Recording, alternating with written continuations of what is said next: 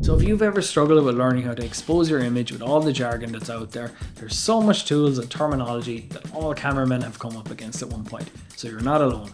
How are you now? And how is she cutting? Let's kick it off because every day is a school day. I'm a working cameraman and video editor with 16 years experience across all areas of video production.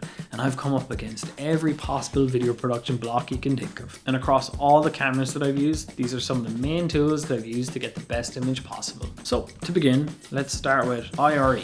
So IRE stands for Institute of Radio Engineers. It's a scale to measure video signal levels. It represents the brightness of an image, and you can read it using the waveform, which is this thing right here. You can find this on cameras, monitors, and video editing software. Down here is your shadows, and up here is your highlights. 0 IRE is complete black, and anything above 100 IRE is basically where your image will blow out the highlights or clip. And anything underneath 0 IRE can lose shadow details. So this brings us on to zebras, and camera operators use the zebra patterns to gauge where the IRE is in the image. When cameramen are exposing their image, they'll always cycle between the two. First checking skin tones are good, and then you're going to cycle over just to make sure nothing's clipped or blown out within the image. So depending on whether you're using a log profile or a Rec 709 profile within your camera, middle grey will change. So this is actually going to change where the zebra pattern sits on the IRE scale. The camera manufacturer will outline where the skin tone should sit within that log space. So zebra patterns, like the waveform, just another tool so you don't over or underexpose. False color is another tool, but it's more of a quick visual exposure tool. Basically each IRE range has a different color, and that scale shows what each color corresponds to. It's typically used in an external monitor, and it's just used for quicker exposure decisions on set. So we're on to white balance, and white balance basically is the temperature that you set your camera to. It ensures white objects appear white within an image, hence the name.